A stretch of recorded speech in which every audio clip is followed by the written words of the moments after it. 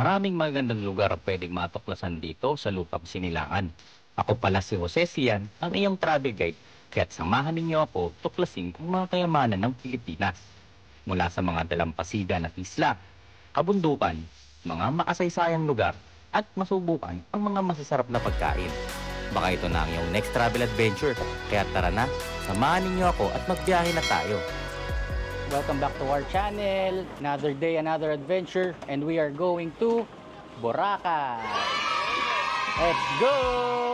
Hello guys, we're going to Boracay today. Kasama natin ang family natin. Dito tayo nagpark sa may NAIA Terminal Car Park 2. Kung may dala kayong kotse, 300 pesos, 24 hours. 4 days kami, so 1 to 9 o'clock ang flight namin. Ang umaga, kaya kasama natin ang ating mga kids, wife, and yung relatives ng asawa ko kung paano ang mga mag-check-in sa airport. Nahanap lang namin yung hagdan. Asa lang, lalo marami kayong dala. Dapat pala dinarap muna, then park, tas lakad na lang. So wala ka ng dalang gamit sana. So hiningi yung mga ID namin dito. Okay, kasama natin family ni Jane. Hey, Dave!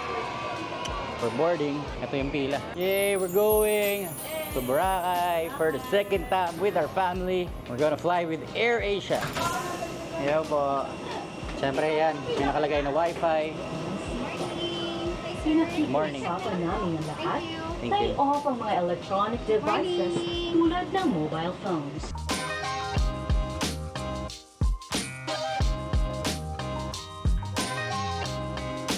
Full attention to the cabin crew in front of you. Your life vest is under your seat. So meron lang konting delay sa pag-take off. Si Jane, I'm with Jacob also. Sandun yung family natin. So we occupied one aisle.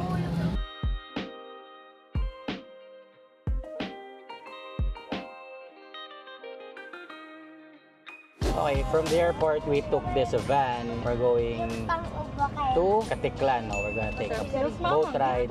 278 per head. So we took 2 vans. 18 kami lahat. Kev, sino? Shot ba tayo mamaya? Shot puno. Yes. Buka tahe. Kasama namin si Hepe. Hepe. Oo, mo tatanggalin yung pantapal mo.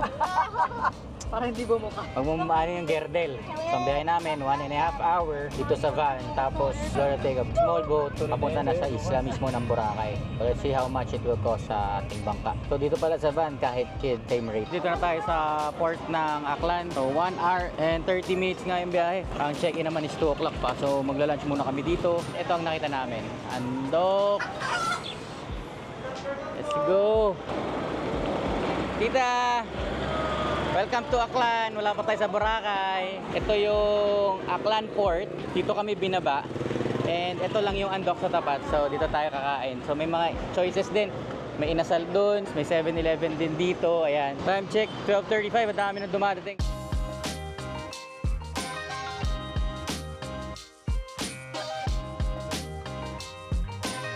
Ito po yung kamag-anak namin galing Dubai.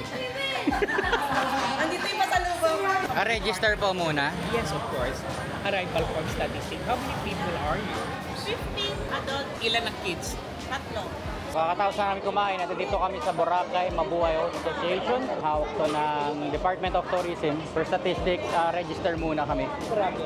Ang all-in na tinatawag, kasama po sa binabayaran natin terminal, environmental, boat tickets. Plus, pagdating ng Cagban, kasama na rin yung transpo hanggang naihatid kayo sa Delmont. Yung may discount lang naman, senior PWD, estudyante. 5 years at pababa is libre ko, walang bago. May DIY tayo, meron ditong all-in. Pero kung gusto nyo ditong all-in, mabigyan naman namin kayo ng discount. Magkano? 550. Lahat? Lahat. Discounted na lahat. From here hanggang hotel, each Lahat. person. Kasi may terminal siya, 150. Environmental, 150. Boat is 50 pesos. So 250 is 4 to 4 na lang yan. Hindi pa po kasali ang sasakyan hanggang Belmont. Ang Belmont kasi may kalayuan. Hindi, okay. DIY na lang. Walang problema, mag-may choices po kayo. So, 4 na pila sa loob ha. Tapos kayo mag-arrest ng traffic. So, DIY tayo. Ang nangyari is may nag-alok sa amin dun ng full package na. So, dito tayo bibili ng ticket. So, ang terminal fee dito is 150 pesos. 120 naman pag discount. So, yan yung mga senior, student. Free na yung 5 years old bababa. So, dito bine-verify yung mga bibigyan ng discounts. Yan, bine-verify ni Kuya. Si Madam Shirley po ang nag-a-assist sa amin. Dito tayo magbabayad. Ito pala yung mas updated. So 5 years old below lang ang exempted. So pagbayad natin ng LGU, environmental fee, dito naman tayo sa boat ticket. 50 pesos lang per head. Marami kasing mag-aalok sa inyo sa labas. Sabihin, mga naka-discount na kayo or ano. Pero check nyo 150 plus 50 pesos, 200 pesos pa lang ang gas namin. Think tamang choice yung DIY. Check na lang natin kung magkano yung tricycle mamaya. So pagkatapos ng terminal fee, nagbayad kami ng 150 per local tourist. Tapos environmental, 150 ulit. Dito naman yan. Tapos 50 pesos naman sa boat ride. Ang nangyari is parang 350 pesos per head pag mag-DIY yan. So let's check kung magkano yung aabot na sa tricycle kasi ang pinaka-goal natin is yung 500 pesos na inaalok sa atin kanina. Tingnan natin kung mas makakamura pa rin ba tayo. So kung mali kami, at least alam nyo na mas okay pala piliin dyan. Hanapin nyo na lang siya, diba? So let's see. Dito na kami pupunta sa boat ride to Boracay. Naalok na agad tayo, 100 pesos lang snorkeling. So pagpasok natin, i-register lahat ng pangalan ng mga kasama.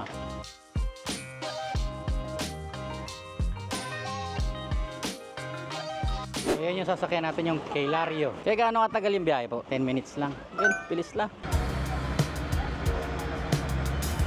Okay, nakarating na tayo dito sa port ng Boracay.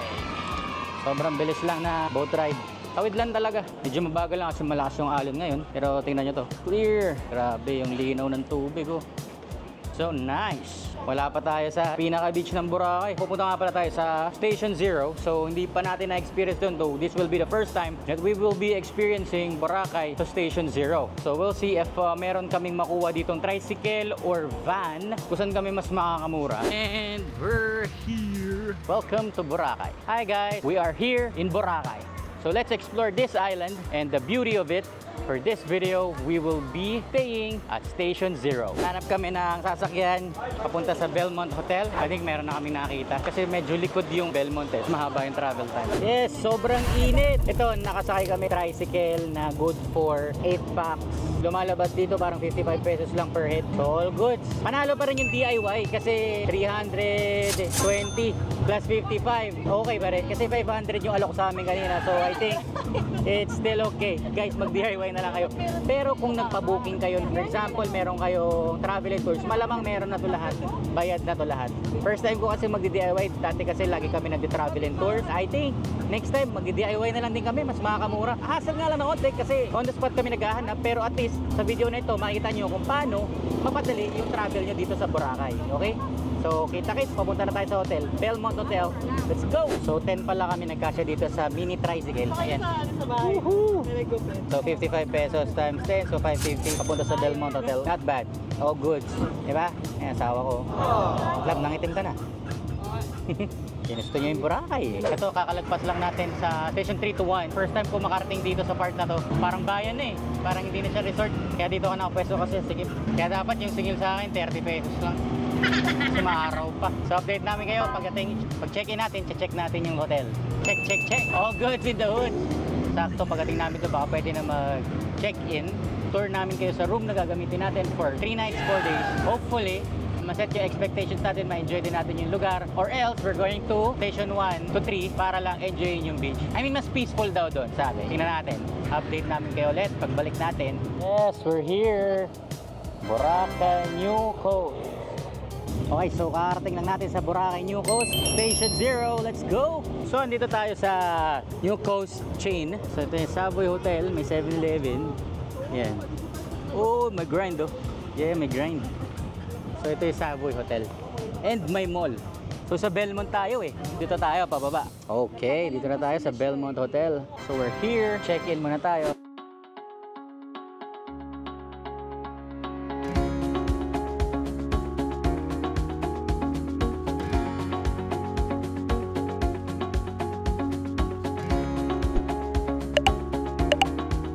Hi po. Thank you. Ano po ito, te?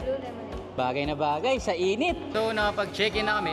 I think nasa isang floor lang kami. O family. Yan, kaya we need to stay together para pare-parehas. Lalo kung marami kayo. Oh, we have our own bed. Sleepin lang natin yung room ng mga kids. Mostly, nasa isang level lang kami lahat. Lahat ni Shirley lang yung napakakit sa taas. So, ito yung room ng mga kids. Wow! Kanina to? Ay ma, mga kapitbahay na to mga to. Kailangan Jewel ka. So, tingnan natin yung room nila. Room tour. Okay, si Boss Eddie ang nag-assist sa atin dito. Taga Rizal din siya. So mga kasama, mga Rizaleño rin. Let's go! Woo! May mga pupuntahan pa tayo for this coming 4 days at kinuha ko yung contact number ni Sir para maikot din natin itong Boracay. Sir, thank you, Sir. Thank you, nice meeting you. Mga taga Rizaleño, magtutulungan. Let's go! Meron din ditong Wolfgang. So this is the beachfront. Sabi nga nila dito, it's like you're having your own private resort. Hindi tulad ng Station 1, 2, 3 na medyo crowded. Konti lang yung tao na nandito as far as I can see. Konti lang. Tara, puntahan natin mga kasama natin. Jump shot, jump shot. 1, 2, 3. Kasama natin ang mga malalakas ng Cavite tsaka ng Bulacan. Mga bad boys. Ito, lilibutin natin ang Station 0. This is it. As far as we can see, it's more peaceful than Station 1, 2, 3. Especially 2 and 3. Yan kasi talaga sobrang daming tao dyan. Hindi ko lang sure kung yung Pino is same. Pero so far, Pino rin dito. Pino din. Alright, try natin tong wild coconut. Grabe oh. Okay, so we're going to the seaside. We're going to have dinner with the family. Here with Jane. Alright, nandito tayo sa seaside ng Station 0. Ito nga pala yung beach ng hotel namin. So, ko-compare natin sa Station 1 tsaka 3. Ibang iba dito, napaka-peaceful. Tahimik, walang gimikan. Dito lang. Nigo! No, that's my boy. Okay, so dito namin in-order ang ating dinner. Wow, tingnan nyo naman yung dito, ambience oh. Sheesh! Walang katao-tao. Are we in Boracay? Lahat na kasama namin aware na 8:30 ang pagkain. At pero nag-usap kami nila Ate Shirley na 9 o'clock kakain. So, ayan, napa-change namin ng 9. At nandito na kami ng 8:30, 8:41. So, ayan. So, ngayon pa lang nire-ready yung pero all goods na niluto naman na iba. So, ayan, kita-kita yung Belmont Hotel dun sa likod, oh. Sa Savoy Hotel. Tapos ito, may mga booth dito. Parang mga bazaars, yeah. So, parang naka-private resort kami. Ganito kami ka-big time. Boss! What do you do for living? Jutes or ducks? So, ayan po sila kuya. Sinaserve na yung food po natin. Yehey! Finally! Yan na, dumating na ating shrimp sinigang. Day 2. So, ang itinerary natin for day, we're going island hopping. Pero before that, I just want to say good morning to everyone. Grabe, ang ganda dito. Ang ganda ng sunrise. And it's 6:15 a.m. And right now, I'm going to the beach. Nauna na kasi sila sa akin. Nag-ayos pa siya ako para mamaya sa ating island hopping. Sa island hopping, tatlo lang kami kasi yung iba ayaw mag-island hopping because they just want to enjoy the beach and the pool. So, good morning po! Morning! So, nakasalubuhan sila dito. Grabe, tingnan nyo naman yan. Goods pa din, ganda pa din ng view dito. Sheesh. Guys, nakakita natin si Kuya Ray. Galing mag-picture. So, pag pumunta kayo dito, maganda. Pag nakasalubong nyo siya, magpa-picture kayo. Daig pa mga professional. Kuya Ray, nice meeting you po. Thank you.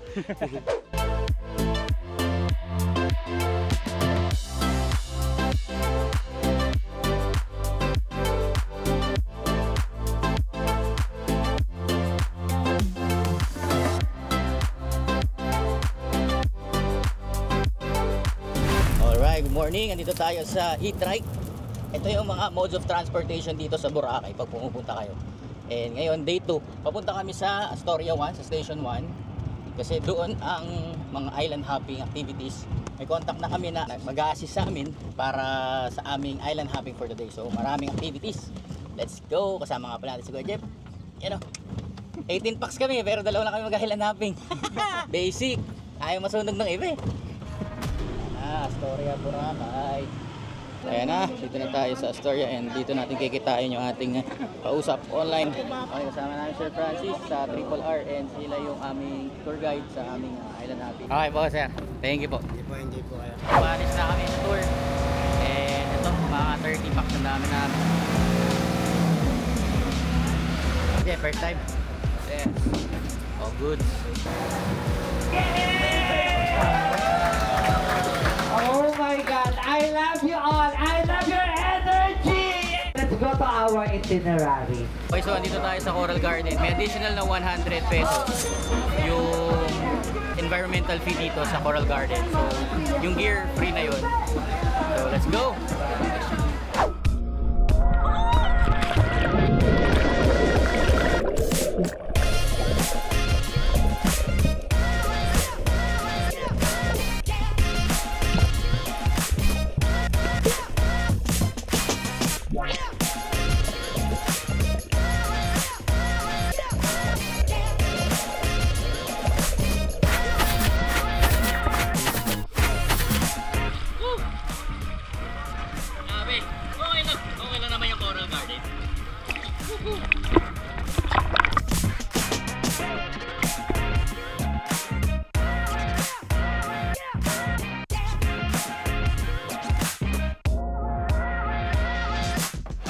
Okay, so kakatapos na namin dito sa Coral Garden.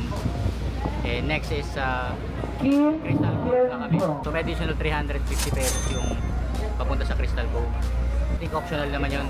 Ano? Mag-Crystal Cove ba tayo? Oh, dito na tayo eh. Let's go!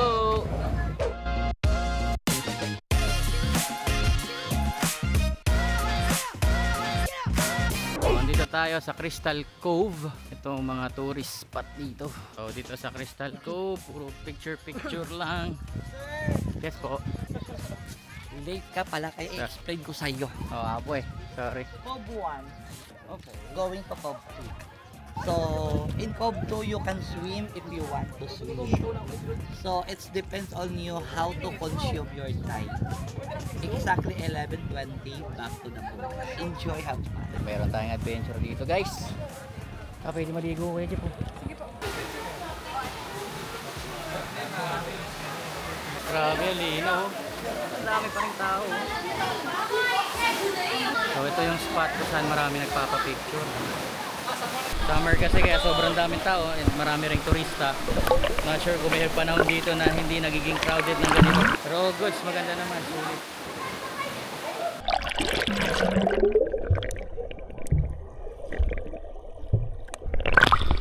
So may papasukan kuweba rito. Let's go. Let's check. Kaya pala sobrang baba mo dito. Kita nyo yan guys. Dito ingat lang. Medyo matutulis yung bato, tapos yung sa entrance pagka masyadong hindi ka bumaba. Sakit. Wow, shit! Napakalinaw. Ayan na kayo dito, maligo. Kung maliligo kayo dito kasi walang tour guide dito. Walang lifeguard. Dito lang dito sa mga rock formation, hindi siya madulas. So may kakapitan ka. Yung bato pwede mo talagang tapakan.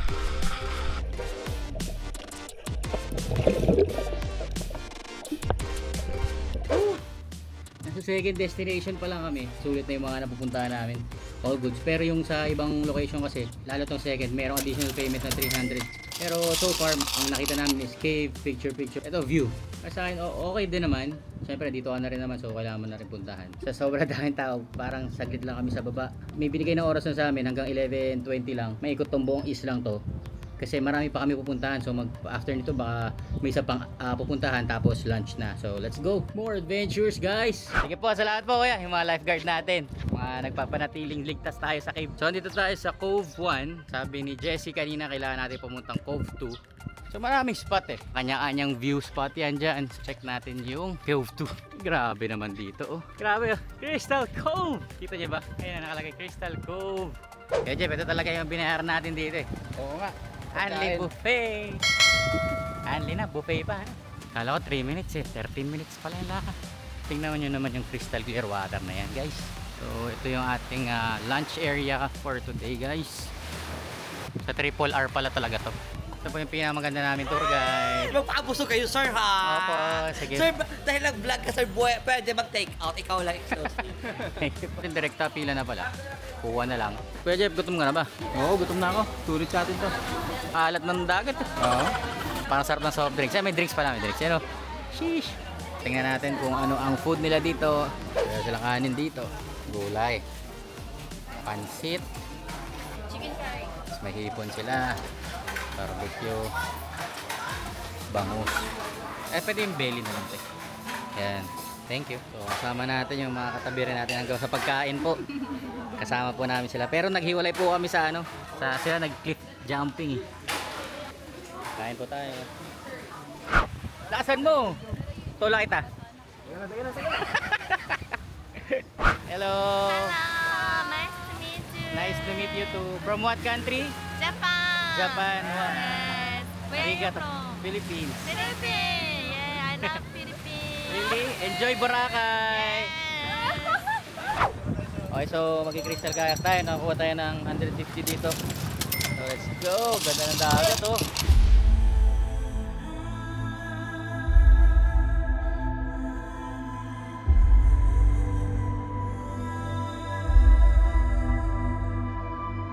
Okay, so katapos na namin mag crystal kayak, nagpa-picture kami.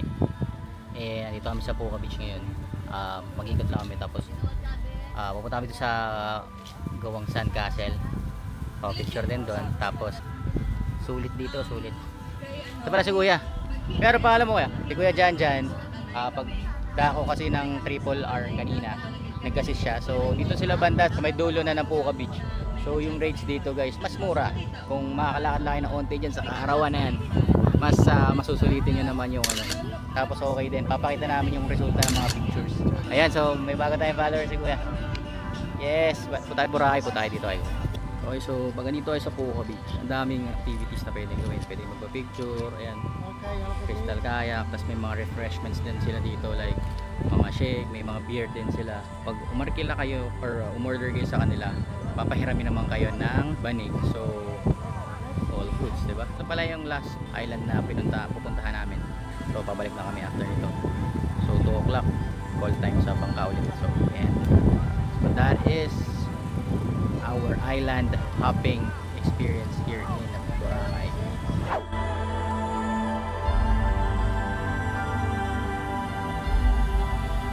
So tapos na yung tour natin. Bye! Yes, we're done. Oh, back to the hotel muna tayo bago tayo maglakwatsa mamaya. The adventure, thank you so much for joining with us. And thank you very much for visiting here in our island, Boracay. And because you are visiting here because of you guys, we have a job here in the island. Thank you so much. Thank you. Ayan, so pabalik na tayo. Punta na tayo sa hotel. Okay, so may event dito. Love Boracay na daw ang tawag. So dating Live Boracay. May mga nagpa-practice na ata ng rowing. Ito, yan. Tapos may mga gumawa naman na sand castles dito. Ito. Kaya makikita nyo, ang dami oh.